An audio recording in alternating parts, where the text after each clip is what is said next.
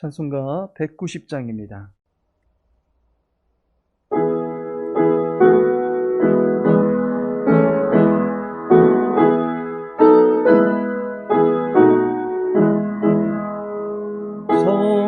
성령이여 강림하사 나를 감화하시고 애통하며 회개한 맘 충만하게 하소서. 예수여 귀원이 나의 기도 들으사 애통하며 회개한 맘 충만하게 하소서. 성령이여 강림하사 그 권능 주소서.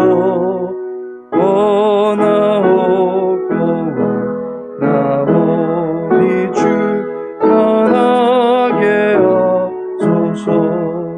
예수여 위원이 나의 기도 들으사 애통하며 회개한 맘 충만하게 하소서.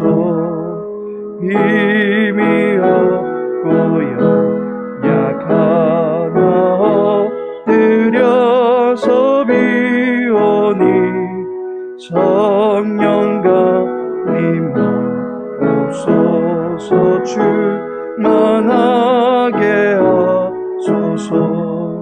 예수여 비오니 나의 기도 들으사 애통하며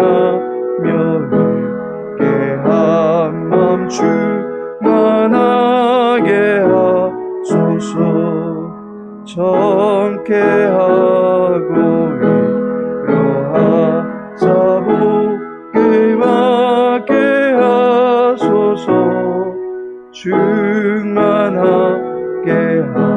하시오니 무한 감사합니다. 예수여 비오니 나의 기도 들으사 애통하며 회개한 맘 충만하게 하소서. 아멘. 열왕기상 16장입니다.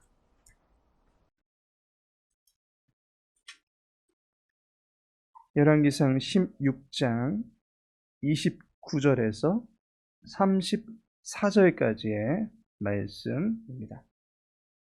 열왕기상 16장 29절에서 34절까지 함께 읽겠습니다. 유다의 아사왕 제38년에 오므리의 아들 아합이 이스라엘의 왕이 되니라. 오므리의 아들 아합이 사마리아에서 22년 동안 이스라엘을 다스리니라. 오므리의 아들 아합이 그의 이전의 모든 사람보다 여호와 보시기에 악을 더욱 행하여 느밧의 아들 여로보암의 죄를 따라 행하는 것을 오히려 가볍게 여기며 시돈 사람의 왕 엣바알의 딸 이세벨을 아내로 삼고 가서 바알을 섬겨 예비하고 사마리아에 건축한 바알의 신전 안에 바알을 위하여 제단을 쌓으며 또 아세라상을 만들었으니 그는 그 이전에 이스라엘의 모든 왕보다 심히 이스라엘 하나님 여호와를 노하시게 하였더라. 그 시대에 베델 사람 히엘이 여리고를 건축하였는데 그가 그 터를 쌓을 때에 맏아들 아비람을 잃었고 그 성문을 세울 때에 막내 아들 수굽을 잃었으니 여호와께서 눈의 아들 여호수아를 통하여 하신 말씀과 같이 되었더라. 아멘. 오늘은 본문을 통해서 여리고를 건축하였는데 라는 제목으로 함께 말씀 나누고자 합니다. 오늘 본문을 보시면 점점 사악해져가는 이스라엘의 영적 분위기를 감지하게 됩니다. 어쩌면 지금의 시대보다도 더한 어두움이 사회 전역에 깔려 버린 것처럼 보입니다. 죄를 짓더니 악을 범하고 이제는 사악함마저 드러나고 있는 상황입니다. 더욱 충격적인 것은 교회나 성도의 범법 행위가 세상에는 더욱더 큰 충격으로 와 닿듯이 여호와의 나라라고 하는 나라의 변절이 나타나고 있기 때문에 충격은 더욱 크게 와닿을 뿐만 아니라 이 나라의 수장 노릇을 하고 있는 사람이 사악하다가 보니까 더 이상은 개혁의 기미조차 기대할 수 없는 현실적 암담함을 느낄 수밖에 없는 그러한 상황이 되어버린 것에 큰 충격을 받게 됩니다.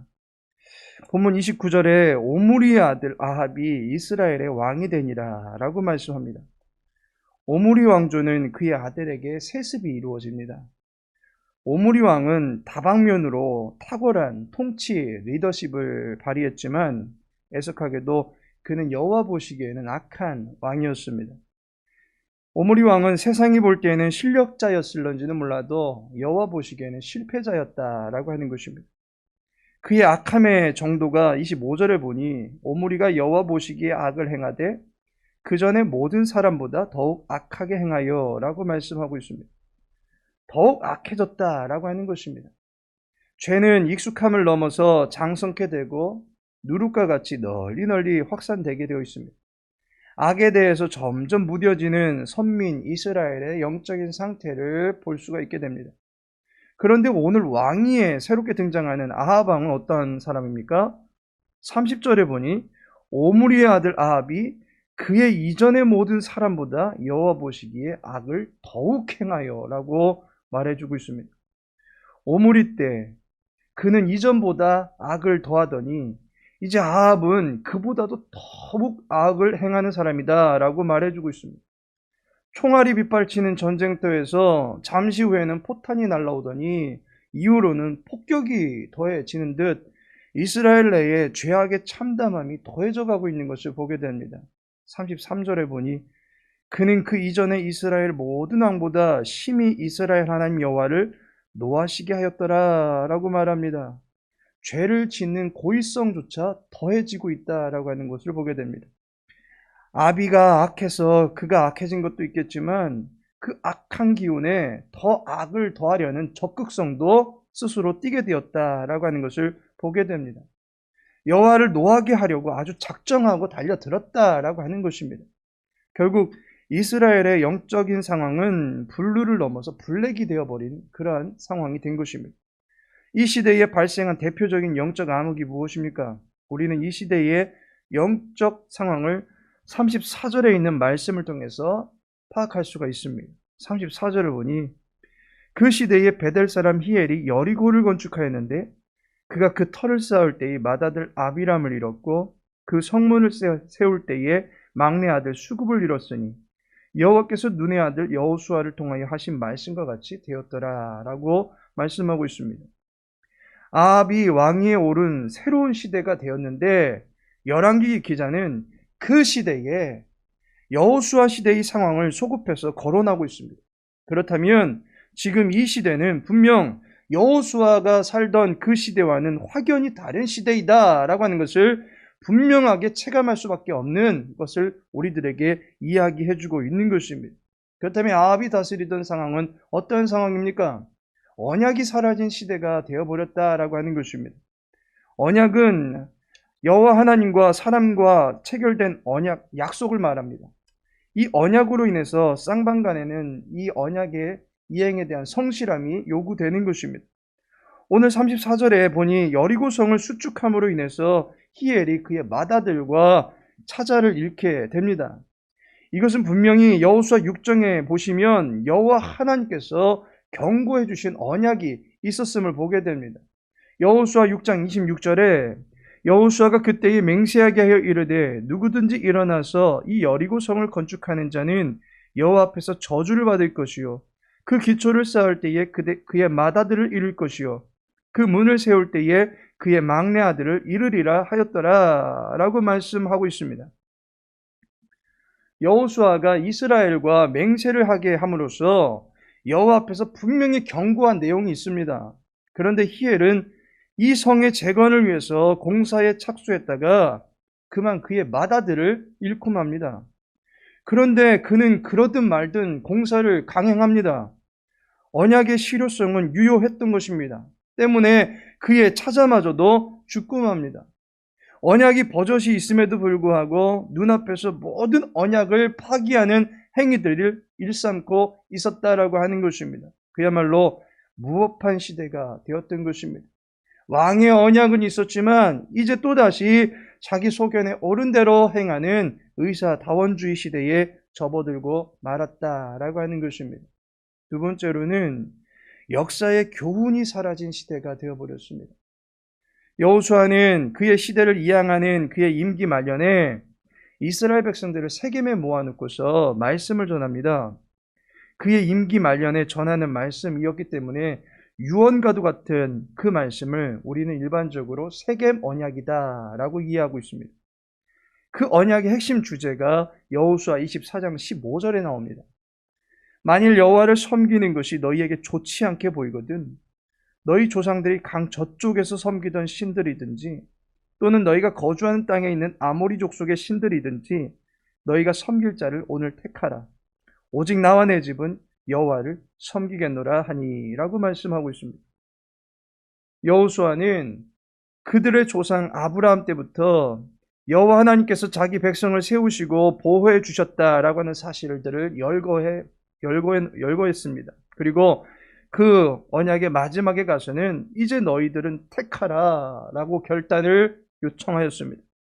이때 모든 백성들이 대답하되 우리는 여호와를 버리지 않겠습니다 라고 대답합니다. 그들이 이렇게 말할 수 있었던 이유가 여호수아 24장 17절에 나옵니다. 우리 목전에서 그 큰 이적들을 행하시고 우리가 행한 모든 길과 우리가 지나온 모든 백성들 중에서 우리를 보호하셨음이며 라고 말씀하고 있습니다. 그들은 역사 속에서 자신들을 돌보신 여호와의 극진한 사랑을 알았던 것입니다. 역사적 사실을 그들의 인생의 최고의 교훈으로 삼고서 여호와를 섬기겠다라고 결단한 것입니다. 이와 같이 명백한 역사를 자신들의 인생의 거울로 삼았다라고 하는 것입니다. 반면에 이스라엘 백성들은 그들의 지나온 역사에서 아무것도 배우지 못하고 있습니다. 여호와께서 싫어하시는 길을 계속해서 답습합니다. 실패의 길로 계속해서 연달아 나가고 있습니다. 마치 사사시대에 죄짓고 살려놓으면 또 범죄하고 구원해놓으면 또 악을 범하는 것과 같이 이스라엘은 현재 그들 역사의 잘못된 길에서 전혀 돌이킬 생각을 하지 못하고 있습니다. 역사 속에서 아무런 교훈도 지혜도 얻지 못하고 있는 것을 보게 됩니다. 마지막으로 여호와의 축복이 사라진 시대가 되어버렸습니다. 여리고가 무너지게 된 결정적인 이유가 무엇입니까? 바로 기생 라합의 신앙이 있었기 때문입니다. 라합은 이방의 여인이었습니다. 그 출신 성분도 기생으로서 매우 천한 부류에 속했던 사람입니다.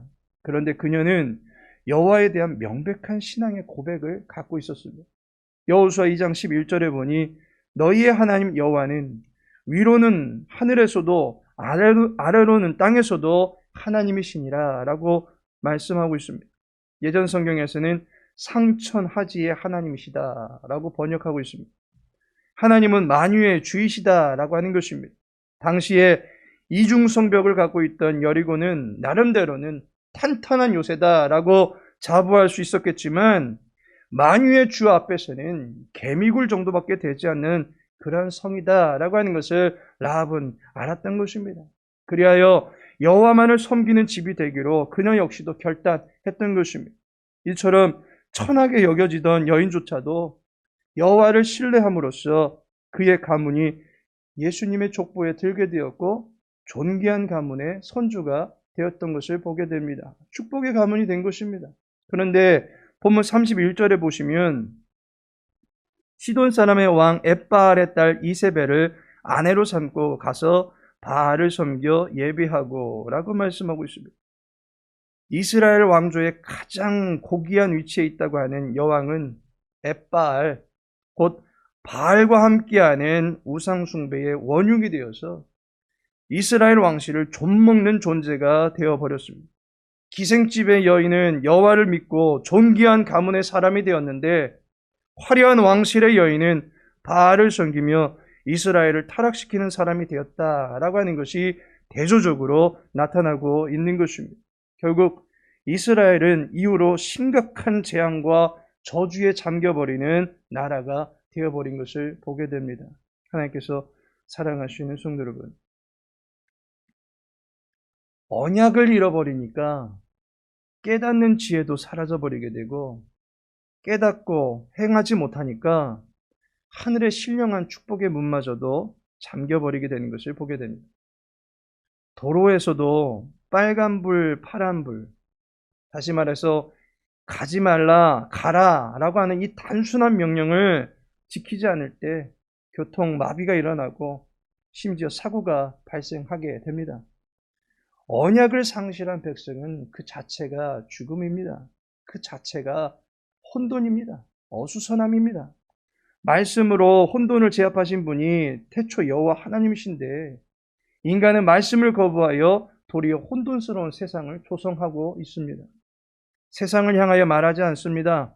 성도들, 곧 그리스도의 사람들을 향해서 성경은 말합니다. 말씀에 삶을 걸지 않으면 망한다라는 것입니다.